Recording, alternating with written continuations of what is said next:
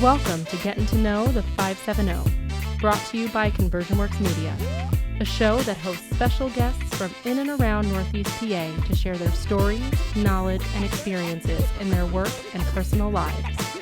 And now, here's your host, Frank Sepka. All right. Well, everybody, welcome to another episode of Getting to Know the 570. We're really excited. We have a friend and a guest and a client of ours from Food and Fire. This is Dan Polhamus. We've become pretty good buddies over the past 2 years, and I love working with this guy. And I was really excited about getting him in here to talk to us and tell us the story of Food and Fire and tell us about Dan and just everything. So thanks for joining us today, Dan. Thanks. I'm guessing you were pretty desperate for material, huh? Real desperate. We went to the bottom of the barrel. I said, who would do this? Dan Polhamus. Let's have him. I think you bribed me here with like beers and lunch, and here I am, you know? Yeah, beers, lunch. Yeah, he still hasn't had a beer. Not yet. I wanted to be on point for this thing, you know? On point. All right. Thanks for having me. It's nice to be here. Absolutely. So, Dan, you know, one of the things that we really like to do is talk to the guests very specifically about their businesses, right? And have you kind of tell your story. And I think the listeners that we're going to be going after with this show are the ones who really genuinely care about doing business local, learning about the businesses, and so I'd love to hear your story. I know I've already kind of been told that story, but I would love to hear the story again and about how the three partners came together. But I was kind of like the story that you told when it starts at Binghamton University. Yeah, you know. So we opened our first restaurant 7 years ago, almost to the day, and that is in Johnson City in the Binghamton, New York area. And I always marvel at the fact that these relationships you form over the course of your life, you never know where they're going to go, with friends, with family. And I met my business partner, Jose, on the wrestling team at BU back in 1997. And, you know, we were friends. I only had 1 year of eligibility left, so I wrestled 1 year at BU after transferring in from SUNY Brockport. And I had a great time wrestling, but I guess the real story might have been meeting Jose and establishing a friendship and a relationship there. And who's the better wrestler? Probably Jose. At least he would say that. He was recruited. I was a walk-on. So he looks the part. Yeah, he is the part. Yeah. He does. He just has that. He has that look to him. He's serious. He's got this. He's also Brazilian. He's got the jiu-jitsu background too. That's what I mean. Yeah, you see him and you think UFC maybe a little bit. You know. Yeah. Yeah, he and his brother actually were both really, really good at judo jiu-jitsu, judo. Judo. Yeah, but they have jiu-jitsu moves too. But they're both competitive, and his brother Joao actually is very good. But anyhow, you know, it's been it was actually years after graduation that we kind of circled back and became friends again, and our families became close. And the same with my other business partner, Jeff Terenzel, who ironically enough, when I was in college, I worked at Ruby Tuesday, and Jeff was a manager at Ruby's, and we met very briefly back then. But then our circles kind of came together, and once again our friends and families kind of circled around, and I became very good friends with both those guys. You know, years later, and when the chance came to open up a restaurant, a particular location opened up that we really liked, and we pulled the dream team together, and they let me in. Are you a better wrestler than Jeff? Thumb wrestling, he's got me. He's got these long, pesky thumbs, you know, and I don't know. On the mat, I'd probably take him, you know. Okay. Yeah. So you guys, now, did all three of you go to the U? Nope. Jeff actually went to Buffalo. Oh, he went to Buffalo. Okay. So he's a product of the New York SUNY system, but he went to Buffalo and worked at some Ruby Tuesdays there, and then came back to his hometown. He's from Johnson City. Now, did any of you actually go to school for hospitality or restaurants? No. It was just I was a an passion, English major. Huh? Jose's a business major, and Jeff actually was studying to be an architect. Okay. Wow. I did not know that. Yep. To this day, I can't believe I didn't know that. I saved a couple tidbits for you. Wow. Wow. How did he ever pursue that, or did he just decide to go a different direction? Well, I think that what happened, like a lot of us, is you ride the currents of what your life brings you, right? Sure. And he paid bills and went to school in the hospitality business, and then when the chance came to kind of start a career there, he had the inroads and he had the means to do it. So he jumped in and he worked for Ruby's for 25 plus years. You know, he was very loyal to them and learned a lot. And a lot of the practices and procedures we have in place right now are from that corporate upbringing of his. Okay. So take me to the time where the three of you are sitting there, and who comes up with the bright idea to get into the restaurant business? All right, so there's a serendipitous piece of this. So I'll never forget the day. I was working at Binghamton University. I'd had kind of like a med day. You know, I loved my job. I did alumni relations. I loved it. But I had a day, I don't know. We all have them, right? And I went into Ruby's to visit Jeff, who worked right up the road from where our current restaurant is. And he had one of those days where the corporate guy came in and they just beat you up sometimes, right? It's their job to go out and snap the whip and make sure people know, things got to get fixed, even if they weren't broken. Anyhow, he had a rough day. I had a rough day. And we went out on the stoop of Ruby's. We were just talking, it's like, man, someday it'd be good to go in business and do our own thing. And we looked down the hill and we both said, that's the place right there. And it was Christie's at the time. And that's the place that we would do well in. The location's great. I love the spot it's in. It's close to where we live. It's in our hometown. And years went by. And then Jose actually called me one day. It was a Saturday morning.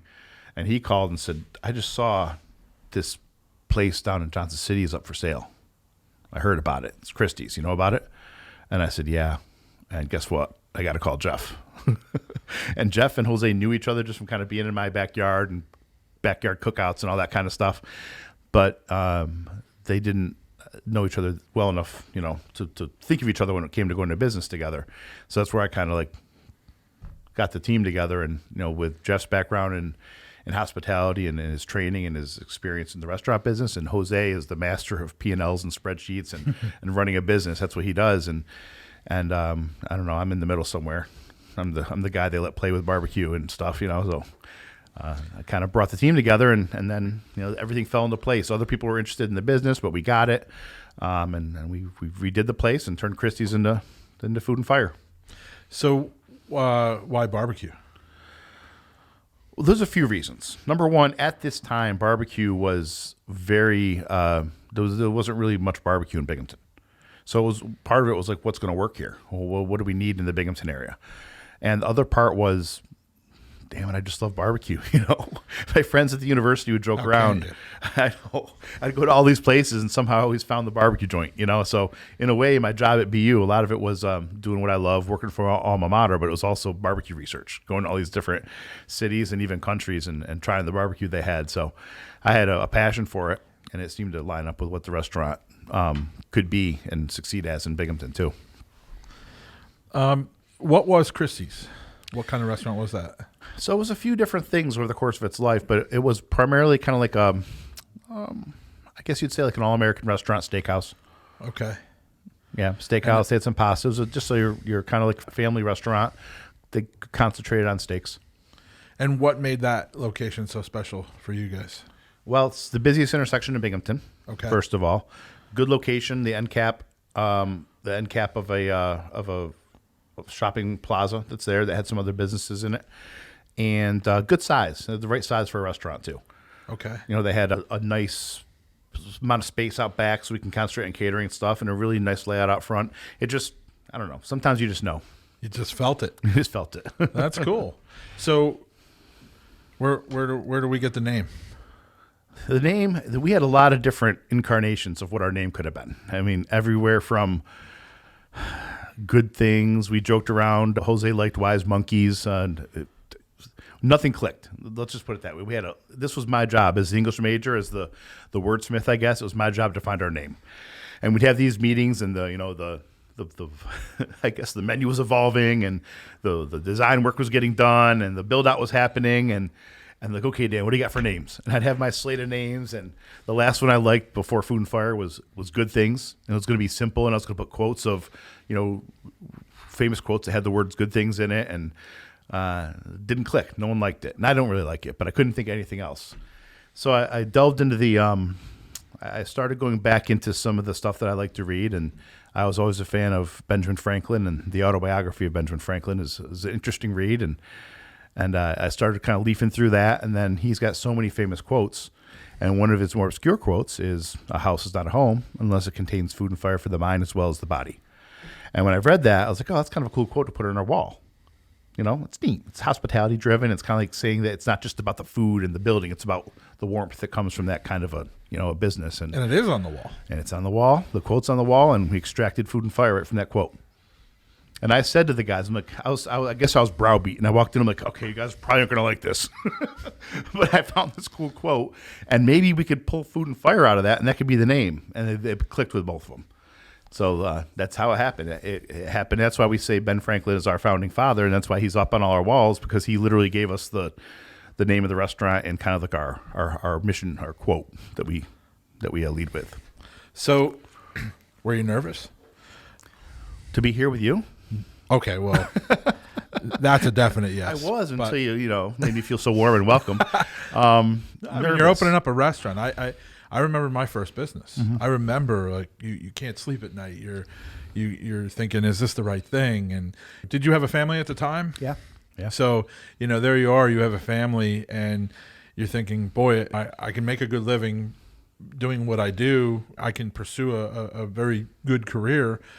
But, when you get that fire inside of you, no pun, but when you get that fire inside of you and you're feeling like this is really something I want to do, I'm paired up with the right people. I always like to ask that question. What was that like for you? Some people are just like so extremely excited that they can't stop. They're 100 miles an hour. Other people are filled with regret the moment that they make the decision and then later get comfortable. So I know you, and if I had to guess, I would say that you would be flying right down the middle. But I'm curious what you would have to say there. Yeah, it's interesting. I mean, we did put it all on the line for this, and this wasn't just a hobby that we could back out of. When we went in, we went all in. That's all of us. Make you sign fancy papers and everything that say you're in it, Yeah. So we did all that stuff, and I guess you're right down the middle. I guess I personally was able to assuage some of the anxiety and some of the apprehension by just jumping into the work. And I remember Jose once saying, when we were talking about it, he's like, we're all driven people, but I want you guys to know I'm a winner and I don't lose at things. This is gonna happen. That was his kind of mantra, and what he brought to the table was that drive. And we're all kind of the same in that way. We never really thought that it would fail, and I think a lot of it was that we had a very good business model that made sense. We didn't have to go crazy in the beginning to stay out of the poorhouse. All we had to do was perform the way we expected to, and then grow from there. So from the financial perspective, I always felt pretty secure. There's, of course, some anxiety because there's a lot at stake. But then the other thing is you also want to do something that meets all your other expectations. What's going to help you feel full? What's going to help capitalize on your God-given talents? What's going to make you go home at night feeling like you've done good stuff? And that's maybe that was part of where most of my anxiety came from. I knew that I loved hospitality, and there's a saying that if you're bitten with the bug, you're bitten with the bug. And a lot of people go out of the hospitality business and think they have to do something else, and they wind up coming back to it if they love it. And that's absolutely the case with me. And we were able to work a big charitable and community-driven component into our business model. And that is the fulfilling piece of what we do. Yes, we serve great food and beer. I love walking around, meeting people and making sure people are having a good time. That's my favorite part of the business. But we do good things in the areas too. That that's when we open in Scranton. That's a big part of what we believe in, is giving back to the area and being known and being recognized as a useful piece of the community. So, do you have a favorite moment in all of the history of being in this that you would consider the bug that you got bit by? I could pick probably any of 10 or 20 events that I knew I made a difference in. Weddings, rehearsal dinners, graduation parties, even celebrations of life for someone who had passed away. There's a lot of special moments in that way. We have a great team, and we know that we can help people have a good experience when they invite us to their party. But recently we did an event on Thanksgiving called the Thanksgiving Give Back, and this one was special because it had been kind of rolling around in my head for a while that I wanted to teach my family and my children something about really being thankful. I thought there was a a great possibility that people on Thanksgiving who are food needy probably weren't getting a great Thanksgiving meal, especially kids, depending on their home situation. And we did a charity where we fed over 400 people, families identified as being in food need, and 90 families received a hand-delivered hot turkey Thanksgiving dinner just this past Thanksgiving.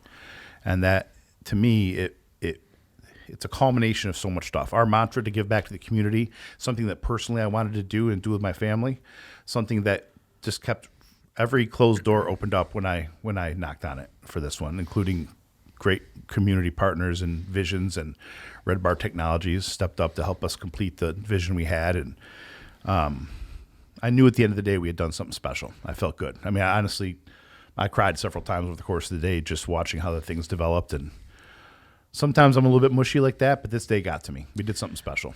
Sure. I mean, I'm a dad, so I imagine that you look off to the side and you see your kids seeing this whole thing. What does that mean to you at that moment? Here you are years later in your business doing your thing. Your kids know what you do, but then here they are at this moment where they see this and they're sort of phased with, wow, this is what it is. I mean, there has to be something going on in your head at that moment. What are you thinking? I'm thinking I hope my kids are as proud of me as I am of them right now. Oh, watching them buckle down, and they each took a little different leadership task. Even Lukey, even my 9-year-old, and we had them running the bags out to the cars, and it was a neat moment. All of our families came, the owners. We came together and we spent our Thanksgiving doing this. And I remember a few years ago, I had these moments where sometimes there's a couple beers involved, or sometimes I just get a little mushy, and I go talk to my kids, and I want to get a point across. And there's a song from the Big Fish theatrical promotion called Fight the Dragons. And it's about a father who's a salesman, and what he's saying is he's not just doing sales. When I'm out there, I'm making deals and making relationships and making people's lives better. And I took this moment to look to my son Daniel and say, that's what I'm doing. When I'm at work, I'm not just slinging food. I'm making people's lives better. I'm doing what I'm built to do. I'm making people happy. And he drew this card for me, which had half of it was like I was like me split in two. Half of it I was wearing a chef uniform, and the other half I had armor and a sword on. And the title was something like "My Dad Fighting the Dragons." Oh, come on! And it was I guess that taught me that my son was listening, but also that he got me. He got what was important to me. It was a neat moment. Man! I mean, that's anybody who knows me knows that I'm when I hear something about a father and a son, I can get jammed up real quick. So that was I'm gonna fight that off for a minute here, but it's easy in this business to spend too much time in the business, and we do spend a lot of time in the business, but we've always been adamant as an ownership team that we can't lose ourselves in this business. We all know people who lose themselves in not just the work of restaurants, but being entrepreneurs, and it can consume you. You have to stay grounded and stay involved with what's important in your life, your friendships, your family. I have to still be the leader of my family and the leader of a business too. They're both important. And I want to commend you because you're doing this in the midst of one of the hardest times for restaurants too. So here you guys are giving back, doing your thing, and you've taken quite the beating. And I know that it's been really hard. And I would like to get to that in a minute, but I do want to go back to, so you opened up, right? Community obviously embraced you because your Johnson City location does incredibly well. I've been there several times, and I think it's a really awesome place, and I could see that was something that would have been exciting to bring to that community. And then you start catering, and that goes well. I see you get the big trailer smokers out in the summertime, and that gets exciting. What kind of catering do you guys do? I think that'd be cool to share with the listeners. So, you open up the restaurant. Do you start catering right away, or do you say, okay, now we're set, so now it's time to add catering? How did that process go? Yeah, it took a little time. We wanted to get our menu down and focus on the brick and mortar piece of our business and make sure the restaurant was doing well. And, then we got into the barbecue business at a good time. About a few years ago, there was this shift in formal events. People wanted to get to these farm table, rustic great food but unpretentious upscale caterings, if that makes sense. Where instead of having a fancy restaurant come in with the the polished silver and the white gloves in their hands, they want their friends sitting around a table with a smoker out back pumping out some awesome food, and people are rolling up their sleeves and having great food and dancing, and it's not stuffy and it's not traditional wedding fare, but that's what happened to us at the time. We were ready to get into catering. That was this thing. And I always imagined we'd have like bachelor parties and guys coming in to do the fantasy football leagues and football gatherings. And the thing I was surprised by was how many bachelorette parties and bridal showers and things we did, because our food is very good, but it's very simple and it's rustic and it comes from the heart. And I think that we struck a chord and our catering menu came out at the right time to meet that kind of a demand in the market. So it took a little bit of time to get our menu down, and then I had to convince the guys to go buy a smoker. I felt like I was asking mom and dad for to go to a party or something. I came up with a proposal. I laid it out. It's a lot of money to buy these things, and I had to demonstrate to my partners responsibly that it would be a good investment for us. And we bought our first smoker probably about 6 years ago now, for mobile smoker for offsite events, and it's been great. A lot of weddings, a lot of rehearsal dinners, a lot of graduation parties, holiday parties normally in a normal environment. We'd be doing a lot right now. Yeah. So, Dan, you're putting together your menu. You guys are sitting there talking about what are we going to do here. Where does that come from? Who puts that together? What recipes? Was there influence? Ben Franklin was a good inspiration for the name and the spirit. But let's get right to it. I don't know much about his cooking. So who inspired the cooking? Yeah, I looked all over. He didn't have much in the way of barbecue recipes. I delved into all the archives there, and we had to come up with that on our own. But so we did have a very creative and talented chef when we opened, and we used him as a sounding board, and we gave him the projects, the things we wanted. I guess you could say I kind of came up with the structure. And then we would present it to the team and hammer it out. Everything we do is as a team. And there were certain things that I lost on the menu that I wanted and certain things that I got that I thought we should have. And it's the same way for all of us. We put our 2 cents in and we weigh in. And so I guess you could say in some ways I was the architect of the structure of the menu, but it's always a team effort. Everything from the menu engineering, where we figure out the costing of it, to the actual recipes, making sure that we're building smart recipes that we can execute. It's all a team effort. What about the overall sort of menu items? Was there any items that were inspired by certain people or places you visited or anything of that sort that you sort of brought to that menu? Yeah. Well, Jose got us nachos. Okay. And we didn't have nachos in the first iteration of our menu. I felt that it was too pubby, too sports bar. We could do something different. Our initial menu had frog legs on it, gator tacos, which we still have. We had a seafood boil. We had a smoked fish dip. It was a little bit, what would the word, like bougie, I guess? Bougie barbecue. Okay. It was a little fancy. Jose was right. We put nachos on the menu the next time around with pulled pork on it, and it was that rustic kind of dig in when you're watching a game. It's one of our most popular appetizers, and we lost some of the other foofy stuff that was very good, but it was just, you didn't have to know your niche and sell what sells, and I would say that the nachos were his. Different things, it's really easy. You have a centerpiece of barbecue. You really know what you're doing, right? You could twist it around a little bit. We used to have smoked sausage on the menu, but in Binghamton, it didn't sell as well as the smoked turkey does. So we kind of were always willing to modify it. All right, Dan, I'm going to dig out my shovel since you didn't want to volunteer it. I want you to tell the story about the chili. Okay, yes. Because that's the inspiration that I was looking for, because I hear about this wonderful story about how you develop this awesome recipe and how you get this award-winning chili. And I've never heard a story like that made me appreciate maybe a recipe so much, but also find it humorous. And I love the story, and I think everybody else will too. All right. Well, thanks for that lead in. I guess I can't read a hint. Here it is, the chili story. So yeah, we have a Texas chili, authentic recipe that we made. My best friend in high school, still my best friend. We stay in touch, although he lives in Baltimore. His name's Brad. And we got in our heads to do some competition cooking together. So this happened that the New York State chili championship for what's called a CASI, Chili Appreciation Society International, which is Texas-style chili, was happening in the Binghamton area. So we entered it a couple of years and didn't do anything. We were too fancy, and our chili never placed. So then we were like mad. It's like, what's wrong with these people? They're not. So we delved into it, and we found that the winning teams always put their recipes on. There's no secrets, in this, in making a good chili. And so we created this version of chili called XL chili. And because we're two bigger guys, it's like extra large XL chili. But what it really was we took the actual recipes from 10 years of winners and put it into a spreadsheet. I love this. It made a Microsoft Excel formula spreadsheet, and that was our recipe. That was it.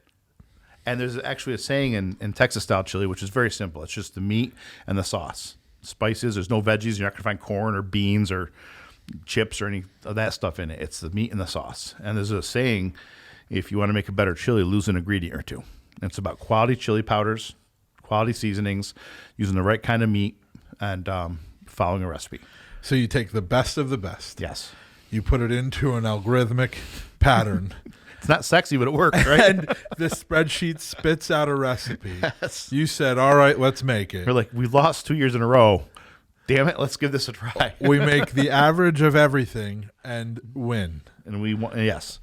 So we won. We punched our ticket to go to Terlingua, Texas, and represent New York down in Terlingua, which, by the way, look it up. The population's like 4 when this particular city exists just for this annual cook-off competition. Wow. And it's like a half a mile from the Mexican border, in the middle of the desert. It's like out there. And we went down and we represented New York, and they're surprised. Like, no one from the north ever comes down and actually competes in it. Well, how dare you? How dare you? Well, they were cool. I was wearing my Giants jersey, Oh, okay. There's a lot of non-Giants fans down there, but it was a neat experience. We didn't place down there, but just winning the New York competition was pretty cool. Yeah, I mean, getting there and representing it. Yeah. Yeah. And I love the chili. Everybody here loves that chili. It's really, really good. And I think that we always get good feedback when we look online too as well. So, yeah, the chili's a hit. And you've carried that same recipe? Well, it's close. Like, we do garnish it. We put some cheese and some chips in it here. I think it makes it more of a meal. It makes it a little bit more what people expect here. People expect things in it. Sure. And we I don't want to say dumbed it down, but we use a lot of crazy exotic peppers and different smoked paprikas and things. And we just kind of simplified it a little bit for our recipe here. But the basic, the structure's the same, yeah. Okay. So you're up and running. You're doing your thing. Johnson City's running well. You've got catering in motion. You've got your menu items in place. And time passes, and we say, let's get crazy and go open up another location. So what does that conversation look like? We always said that when the time's ready to grow, we'll know it. Didn't go into the business saying, okay, our business plan is to replicate and duplicate and do more of these after this amount of time. It wasn't like that. It was more like when we're matured here, we've learned enough about the business, and when our customers tell us we're ready to grow, we'll grow. And a couple different things fell into place to turn us on to the Scranton area, and it all just kind of came together. We were ready at the right time. We had someone who introduced us to the possibilities in the Montage area, a real estate person who kind of knew the area pretty well. And we liked being that far from Binghamton and that close to Binghamton, if that makes sense. We were far enough away that we could establish ourselves in a new market, but close enough that we could provide management and support in real time and in person from Binghamton. Sure. Yeah, so your restaurant there is a lot bigger than the Johnson City. Mm-hmm. What was the thoughts going into that location and the kind of size and the change? Was this like really were your thoughts like, we're going to ramp this up now and kind of this is going to be our model from here on out, or was it just location specific? Where were you going with that really? Yeah, a little bit of both. So they had this they had the box built, so we knew the size of the facility that we could be. That's not mean we were married to it. We could have taken any size we wanted. But this was the location that used to be. Prior to it was Doc McGrogan's, I believe, right? Well, Doc McGrogan's transformed over to Harvest. Okay. And then that's still the same ownership. They just changed their theme. Okay. And there was always the second half of that building was open. Oh, it was never occupied. It was never. It was going to be for a hot second. It was going to be a Toby Keith's, And it was actually okay. contracted to be a Toby Keith, from what I heard, and apparently that didn't work out. And then it sat open for a little while. Okay. All right. I thought Doc McGrogan's was actually in there and that they had just split what Doc McGrogan's was. Okay. So that had been a brand new sort of shell, and then that gave you the opportunity to come in and really do what you wanted to do with it. In Binghamton, we kind of we redressed what was there. We knocked a lot of wall. We did work in Binghamton, but we had to fully build the place in Moosic. Okay. Yeah, the place is awesome. When you walk in, I love the motif, and it is in line with Johnson City. You definitely know you're in a Food and Fire, but it's really cool. It's open air. It's got this kind of industrial, modern feel. You feel like you've stepped out of northeastern Pennsylvania, and no offense to my home area, but anybody who hears me say that knows exactly what I mean, because there are certain locations here that when you go there, it's just like, all right, this is a modernization. This is pretty cool. And it's neat to see that kind of environment, and then it's sort of a mind twist a little bit. You say, I'm here, but this is barbecue. So it's kind of cool in that way, and it gives me a little bit of the escape from NEPA that I like. And then you get this really, really good food. So that's awesome as well. And you know what's cool is we look at the menu and you think they've got the shame on me, but what's the name of the giant burger? The Tower of Q burger. The Tower of Q burger. What in the hell is that monstrosity, and where did that get its origin from? Well, you don't want to check how many Weight Watchers points it'll cost you. That's for sure. It's you got to look right past different world. Yeah. So the Tower of Q is meant to be our challenge-worthy. We have some big food. You can do a full rack of ribs. You can do the mountain burger. Those are doable, but not challenge-worthy. We wanted something that you could sit down and say, okay, I'm gonna eat this gutbuster of a burger and get a free T-shirt, and that's what it is. We have T-shirts there. You get a shirt if you eat it. It's a triple-decker half-pound burger with all the barbecue in the world that we offer stacked up in there with it. Thing's awesome. Have you had many people complete it? We've only had a total, probably less than 10 total have completed it. How many attempts? Maybe 1 out of 20 people can do it. Oh, wow. Yeah. Wow. And that's just an estimate. Yeah, I mean, we made a video of this thing, and every layer was like, oh boy. Yeah, I just, I'm a big guy, and I don't think I could do that. But the fries alone, a double order chili loaded fries, I mean, it's a lot of food. A lot of people eat the burger and say, okay. And then they're like, nah, there's some fries there too, buddy. Yeah, no, that's not how that works. Yeah, that thing is huge. So what does the winner get? You know, if you do knock it off, what do you get? We have a T-shirt that says I tackled the tower, and wear that proudly if you can fit into it when you're done with that burger. That's awesome. That's awesome. It's good. It's also a really good burger. I mean, a lot of these things are just huge plates of food. I've seen some of these 5-pound burritos they do, and they fill them up with French fry. There's some really good food out there. This is actually a really good burger too. So here's a fair question: do you actually have the right size T-shirts for people? Depends. I like those belly shirts. Well, dude, I have a funny story, and I'm going to tell you. There's a place around here called the Chicken Coop, right? And when I was a kid, our whole entire football team would go out for wings every Wednesday was wing night, right? And back then it was like, I think it was 15-cent wings, so of course the whole O-line, D-line, we'd all, go in there and hammer them down. Mm-hmm. But they had this thing called the pig burger. And the pig burger was basically like a 1-pound burger smushed out. It turned out to be like one of those hubcap type things. Mm-hmm. But you had to eat all the bread. You had to eat all of the burger. You had to eat the lettuce, the pickles, the tomato, and then the fries. And so I made a go at it. And somehow I knocked this thing out. Now I may have cheated just a little bit, okay? But it was only a little bit. And knocking some of my fries off to somebody else. But I somehow got this thing done. And afterwards, I went up to the counter, and I go to get my shirt.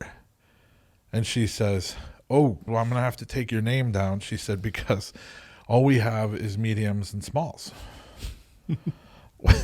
Why would you even order a pig burger shirt? Why would you, And so now this is 25 years ago, and I still don't have my T-shirt. So, hey, if anybody from the chicken coop is hearing this, you owe me a pig burger shirt. I conquered a pig burger shirt. And don't make it large.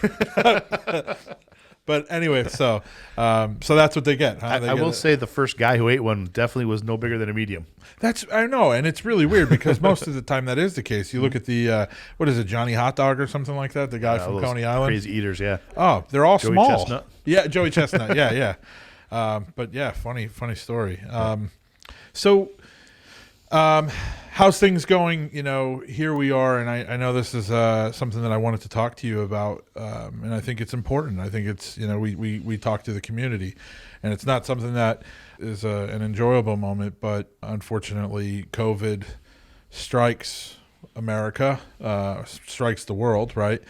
But here, we work with restaurants. We work with all kinds of businesses, but restaurants have really taken a big blow with this. And so, what's up with you guys with this? How has it impacted you? Have you repositioned? How has it changed you as a business? How has your community embraced it? What can you tell us about that? Yeah, I guess the good news is if you drive by and the lights are on, we're doing okay. It is a hard time to be in this business. It's a hard time to be in a lot of businesses. And I don't like lamenting about our situation. Things are hard for different people and for different reasons right now. And I feel fortunate that both of our restaurants are still open. We have very dedicated team members in both places, and we're dedicated to safety. We're dedicated to doing things the right way. But it's hard. We're lucky that we get to follow two different state governments and what their rules are. Yeah. Being in New York and in Pennsylvania, we got to follow what both Cuomo and Wolf are saying every day, and making sure that we're compliant, making sure we're keeping people safe, and doing what we have to keep our business viable. But it's hard, it's for a few reasons. People just aren't going out to eat right now. There's a lot of people just aren't comfortable. Maybe some takeout, but there are people right now who are just cooking from home and they're just not comfortable going out. And of course I respect that. It's just, the environment is what it is. How have you guys changed things in the restaurant for those people who are comfortable? What does that look like now? Well, we have spacing, capacity limits. So 50% capacity in both places. Of course, all the mask wearing and the guidelines are met when it comes to sanitation and hand sanitizing and washing hands and all those things. In both restaurants, we're also taking, we're not required to, but we're taking the temperatures of all our employees when they come in, making them sign an agreement that they haven't been in contact with anybody or that they don't have any symptoms, just to make sure we're screening and keeping people as safe as we can. We're taking that extra step to make sure that we're protecting our business and protecting our customers, and so those are the safety steps we're taking. And then we're also trying to modify our menu and our offerings a little bit to listen to what people want right now. Doing more takeout, focusing on doing these family bundles that make it very easy to order food for your family. I was just joking earlier with you guys about what it's like in my house with my 9-year-old yelling about Taco Bell and my 16-year-old wants Chinese food and my 14-year-old daughter wants Thai food, and I usually will go to all three places to make them happy. But the nice thing with our bundles is that we're trying to meet the need of that family who just wants something to go and keep it simple. You order your meats and your sides, pick it up, and it's done. So modifying things a little bit. Now, are these regular menu items, or are you making special products for this? We've done a little bit of both. Over the course of the year, we did some special bundles. Like we did the mega meat Father's Day bundle, which had all kinds of different barbecue that was specially driven just for that particular Father's Day. We wanted to put bratwurst, and we focused on the manly barbecue components, right? But the other ones are just basically bulk catering style versions of our barbecue menu. And what sizes do you offer? So we have 3 different ones right now. We have a sandwich bundle, which is if you want something simple, you're calling it for your office, 4 barbecue sandwiches and a pile of fries. That's a sandwich bundle, and it's easy to order, and it's a nice dinner or lunch for a family of 4. And then we have our family bundle, which is for 5 to 6 people, and then our mega bundle, which is for probably 8 to 9 people. Okay. And so they travel well? Oh, yeah. That's one of the great things with barbecue. It just kind of, if you package up, and we try to use good packaging. We don't throw our stuff in little flimsy styrofoam containers. We try to do good packaging, so when you open it up at home, you're getting as close to a food and fire experience as you can get. And yeah, it travels really well. We don't sell, we do the fries for the sandwich bundle because we think people want fries and they get it. But most of the time, we try to focus on the things that travel really well. I mean, you could put them in your car for an hour, and when you get home, they're still going to be fresh and still taste really good. Sure. So one of the things that I was recently talking to a local restaurant owner about was how much of a difference the Christmas season has been impacted because of COVID and a lot of the catering events that they would do. But it's interesting because they've packaged, very similar to what you're talking about doing here, they've packaged these to-go packs, and they're finding that companies are identifying that they can order these packs and maybe distribute them to departments, or because they still can't have these big get-togethers, these big Christmas parties, but they're allowed to at least do that. So is that something that you guys, will you still do the sizable catering? Because I know you have these sort of number of packs, like up to 9 people, 10 people, whatever. Mm-hmm. But are you still taking the orders for the bigger catering? So if somebody came in and said, hey, we have a 40-person distribution, would you be able to do that still? Absolutely. I mean, we're actually doing a neat event Thursday for a company that is doing it the right way. So what we're doing is we're bringing our smoker, and I'm bringing a team of people, and we're packaging up food, and they're doing a drive-through where they have a couple stations set up, and the families of their employees drive through.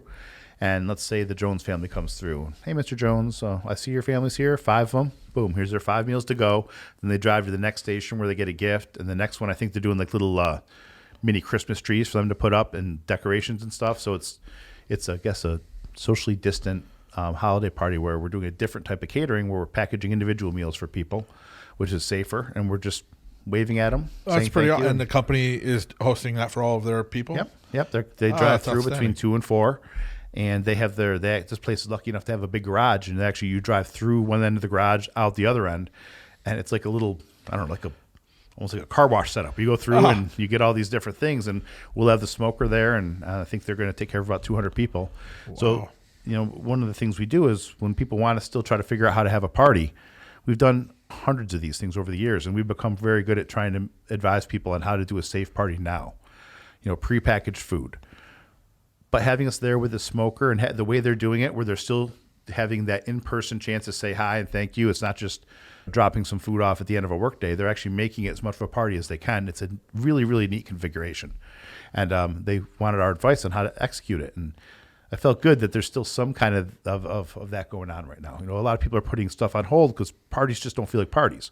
Right. But this company, they've had a pretty good year, and they're just not going to let it hold their employees down, and they want to show their appreciation. And so we're, of course, thankful because these little pieces of business, these parties, we're so accustomed to our holidays filling up and being able to make the money and have the sales that we normally need to keep our business afloat. And the fact that some people are still just trying to take care of their employees and we can help out, it feels good all across the board.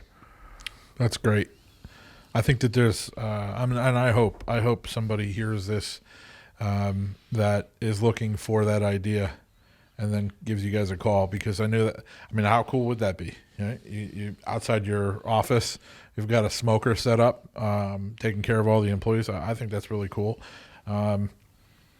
Yeah. Something else we didn't touch on too was your selection of beer. You guys are quite the beer restaurant. 48. I knew we'd get back to the beer. Well, how can't we? That was kind of like your chili prompt with me. I've been waiting for you to give me. Come on, Frank, beer. Go to beer.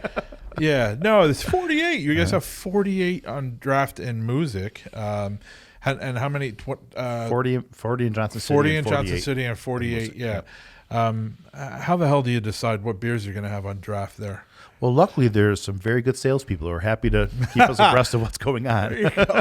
All right. So it actually isn't a horrible deal. They come in with samples sometimes, and they let us know what's going. Yeah, it's a tough job, Frank. Yeah, it's tough. Someone's got to keep these guys in business. I was there when your bourbon sales guy was there, and I was upset that day.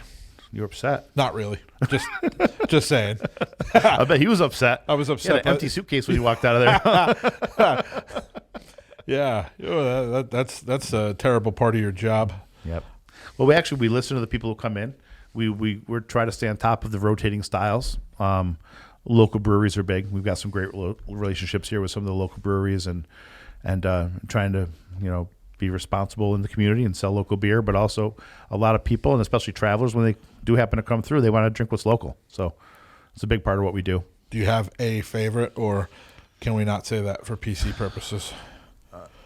The safe answer for me to say is my favorite is what people want to drink, right? What is your favorite? Dan reaches into his fridge blindly, feels the beer in his hand, pulls the beer out, looks at it, and says, that's the best choice I could have grabbed. All right. Tomorrow Dan might be different from today Dan, but today Dan is a big Imperial Stout. This time of year, you could right now we have Oscar Blues 1050. It's not local, but to me that's like a great Imperial Stout. It's 10.5% alcohol and just a nice big warming seasonal stout. And to me when the weather starts turning cold, I just like drinking those stouts. But I love sours in the summertime. I guess I'm a seasonal drinker too. So personally, it changes depending on my mood. But right now, all right, let's paint a scenario. Dan sits down, has a plate of the combo barbecue, and you're putting a beer down next to that. A big IPA. Big IPA? Yeah. That is a good offsetting, contrasting sort of flavor. Yeah, I love that. Because then the sweet and the savory from the barbecue comes out after the sort of tangy citrus from the hops. Yeah. I guess overall, my go-to beer is a nice big IPA. Nice. Yeah. Okay. Do you have a favorite? It changes too. I mean, every year's a little bit different. Okay. The beer that got me into craft beer was Dogfish Head. You know, they were ahead of the curve. Their owner Sam was one of the kind of founders of this business, and he's the one who kind of taught us all what craft beer could be. And I'd almost given up on beer. You know, I was one of those guys who swilled down the Coors Light in college, and I had moved on. I was a wine drinker. I was drinking scotch, and it was Dogfish Head that circled me back into beer, and so I love their 90-minute.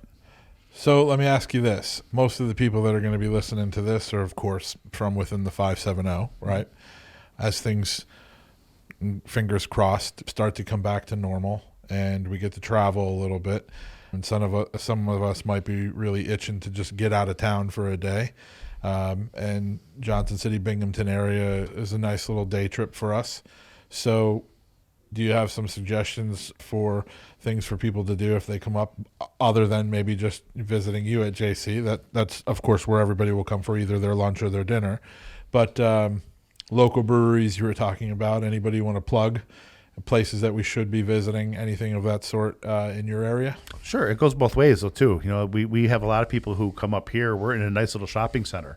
So we've had a lot of people from the Binghamton area drive up here to visit this Food and Fire and hit the shops at Montage. And when the ski resort's open, it's a great day trip to go up there, hit the ski resorts, and stay in one of the hotels if you want. So it goes both ways. There's cool things to do driving both ways on 81 there. And we have a lot of our friends from Binghamton swing by here, hit the Food and Fire, hit a couple of the local restaurants, and maybe grab an Old Forge pie on the way out of town and do the 570 right.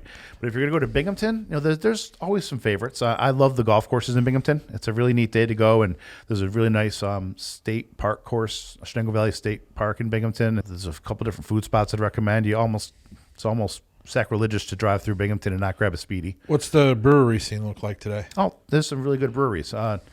I would say Beer Tree, they're very popular. They just actually opened a second place up right up by us. So there's now 2 Beer Tree locations, Binghamton Brewing, Water Street Brewing, North Street. There's some great local breweries. Oh, that's cool. Okay. And how about, have you here in this area, have you had the chance to meet with or go to any of the breweries around here? Some of them, yeah. Most of them during events that we've had at our place, and you've been there for a lot of them. Absolutely. I'm going to say it wrong, but I really like what Wall and Paul Peck brings to the table. I like their brews.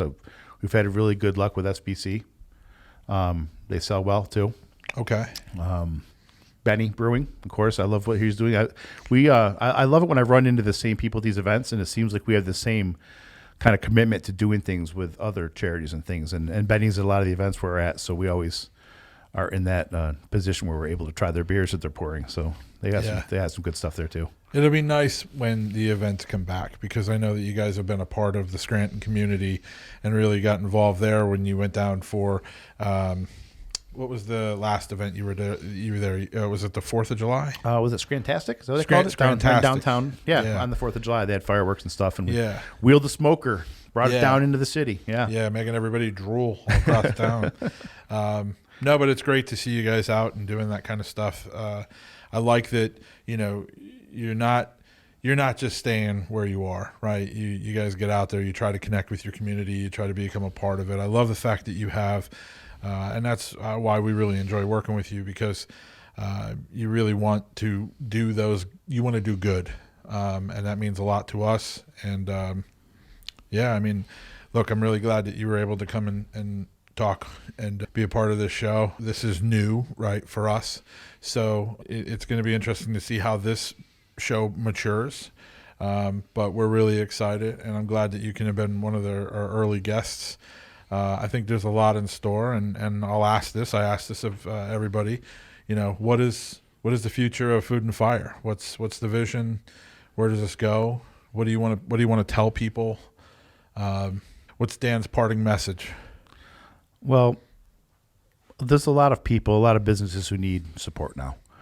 And local restaurants, in a lot of ways, we're the ones who sponsor your kids' Little League teams. We're the ones who are there when there's a donation need or when the PTA is doing a fundraiser. We're the ones who are there. We always step up. We love to be involved that way.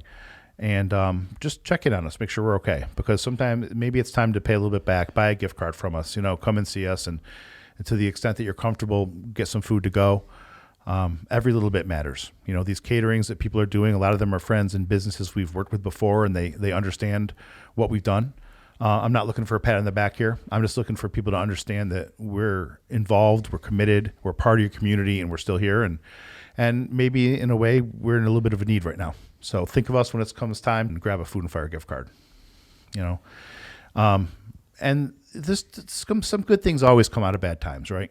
I think that this is going to change our business. It's going to change hospitality. I'm sure it's changing what you do here and the way that you approach marketing and brand management and what you do for your customers. It's all going to be different. But I firmly believe that everything happens for a reason, and that the places that roll with the punches and take everything as a learning experience are going to be stronger. I think of like the shrimp boat thing from Forrest Gump, right? Those of us who weather the storm and buckle down and try to do the best, we're going to hopefully get some more shrimp down the road. So that's why we're here. It's why we do what we do. We love what we do. We're not giving up. This is part of what we're in for. All three owners and all the people we have at our restaurants, we have true service fanatics and hospitality professionals in our restaurant. We've lost hardly anybody during this pandemic, and that's hard to do in the hospitality business in a good year. And I'm just humbled by the team that we have and the fact that we're still being active and still staying open and still matter to the communities we're in. Well, that's as good as anybody could have said their parting message. Thank you again for coming down and joining us.